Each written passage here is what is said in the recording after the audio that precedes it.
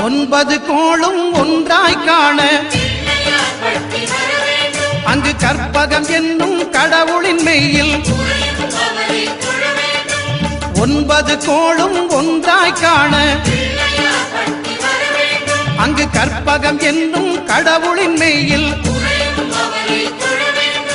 சூரியன் முதலாய் 9 கிரகமும் பலவித குணங்களை கொண்டிருக்கும் எங்கள் கற்பக தருவில் அவை வரும்போது ஒன்றாய் சேர்ந்து பலனளிக்கும்.